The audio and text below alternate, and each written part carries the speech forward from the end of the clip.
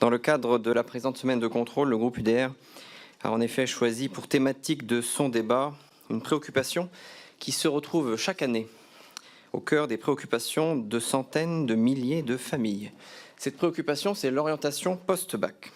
Alors que chaque année, cette préoccupation devrait être l'occasion de discussions d'avenir, de perspectives constructives, d'ambitions heureuses, elle est devenue malheureusement un sujet d'anxiété et d'inquiétude cristallisé depuis 2018 autour de la plateforme Parcoursup qui assure la gestion de l'accès à l'enseignement supérieur. En 2022, en effet, l'Ipsos indiquait que 83% des utilisateurs de la plateforme jugeaient la procédure stressante, tandis que seulement 28% d'entre eux la jugeaient équitable. Son fonctionnement demeure en effet opaque pour nombre d'élèves, pour nombre de familles.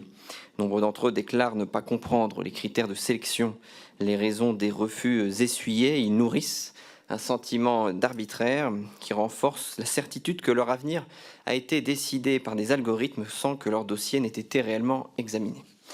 Cette certitude, fondée ou non en fonction des situations, vaut à Parcoursup une réputation d'illisibilité et d'injustice que les réformes successives, année après année, auront bien des difficultés à effacer malgré des ajustements utiles à la clarté de certains critères. 8 ans après sa mise en place, pour remplacer APB, admission post-bac, dont le système était arrivé à bout de souffle, il est nécessaire de reconnaître que la procédure Parcoursup n'a pas rempli, ne remplit pas et ne remplira pas, a priori, les ambitions qui lui avaient été fixées initialement. Comme dans tant d'autres domaines de l'action de l'État, la simplification initialement promise aura mené à davantage de complexité, notamment quant au calendrier de Parcoursup, quant à la succession des phases et quant à la succession des délais d'attente. Mais Parcoursup ne saurait être le seul élément de cette réflexion sur les limites, sur les perspectives d'amélioration du système d'orientation post-baccalauréat. En effet, si Parcoursup cristallise et porte en quelque sorte à incandescence les motifs d'inquiétude et d'incompréhension, il ne saurait être tenu pour le seul et l'unique responsable des défaillances d'un système d'orientation qui manque cruellement d'efficacité.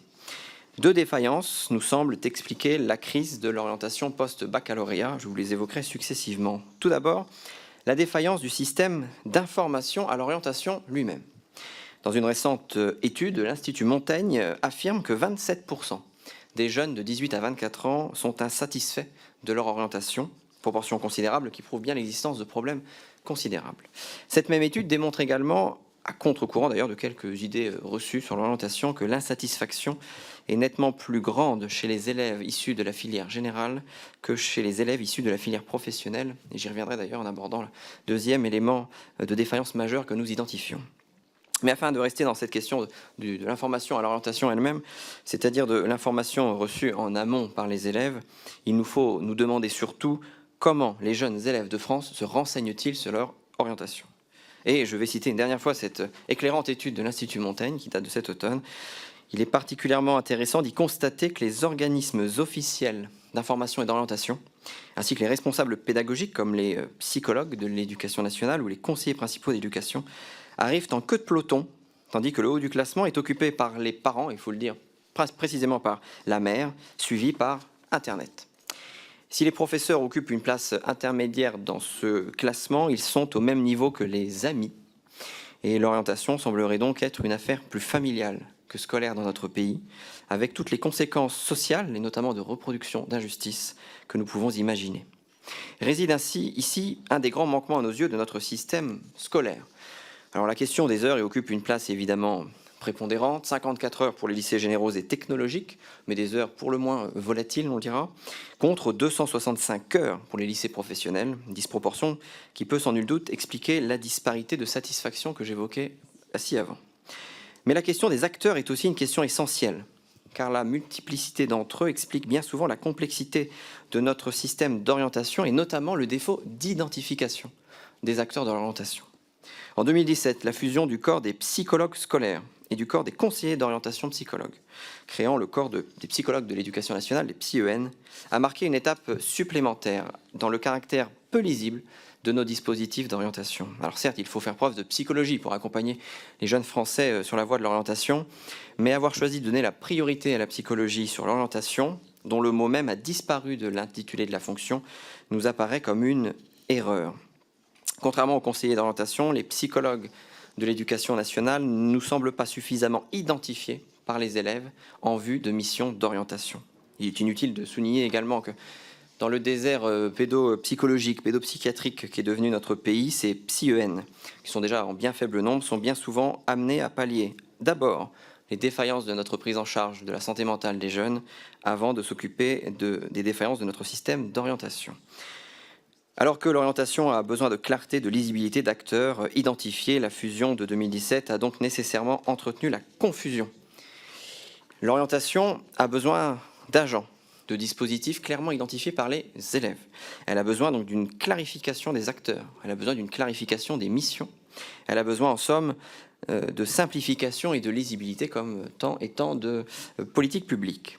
Si cette première défaillance de notre système d'orientation post-bac aura peut-être les honneurs de faire consensus, je doute que la seconde défaillance que nous identifions soit aussi consensuelle, car cette seconde défaillance, c'est la défaillance de la sélection.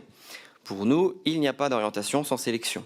Affirmer le contraire relève au mieux de l'idéologie, au pire de la démagogie. En tout cas, c'est mentir à notre jeunesse et ne pas lui faire un cadeau. L'orientation mobilise d'ailleurs deux sélections, évidemment, celle de l'élève vis-à-vis des formations qu'il choisit, des établissements qu'il choisit, mais aussi celle du système d'enseignement et de ces établissements qui doivent pouvoir, en toute clarté, en toute honnêteté, sans algorithme mais avec un jugement rationnel et fondé, indiquer que les formations désirées sont en adéquation avec les compétences acquises pré-bac, mais aussi avec le projet professionnel poursuivi. Or, cette sélection n'est plus possible aujourd'hui. Dans une proposition de loi déposée en 2023, mon excellent collègue et voisin Roger Chudeau rappelait à juste titre que le baccalauréat constitue, au terme du Code de l'éducation, le premier grade de l'enseignement supérieur, qu'il autorise l'accès à celui-ci, qu'en somme, il serait bien acrobatique de vouloir parler d'orientation post-bac sans parler du bac lui-même. Car au-delà des dysfonctionnements de Parcoursup, des défaillances de notre système d'information à l'orientation, le principal écueil que rencontrent aujourd'hui nos élèves, nos familles, nos établissements, c'est bien l'écueil d'un baccalauréat vidé de toute substance par plusieurs choix délétères. Alors je sais que je parle ici pas au ministre en charge du baccalauréat, mais je vous l'évoque tout de même. Dans une simultanéité qui n'est d'ailleurs pas innocente, le déploiement de Parcoursup s'est en effet effectué à partir de 2018 en parallèle de la réforme du baccalauréat. Une réforme qui a anticipé et amplifié les angoisses liées à l'orientation, par la nécessité de faire dès la fin de l'année de seconde des choix très déterminants et parfois très compliqués pour les familles qui déterminent l'orientation post-bac. Une réforme qui a également affaibli la lisibilité des dossiers scolaires par un combo assez explosif entre la suppression des filières, un système de spécialité qui autorise toutes les tactiques et puis un rôle accru surtout donné au contrôle continu. Le nouveau calendrier des épreuves aussi de ce baccalauréat a poursuivi la dynamique déjà à l'œuvre avec APB qui fait de cet examen pourtant fondateur un rendez-vous désormais moins important que la procédure Parcoursup elle-même.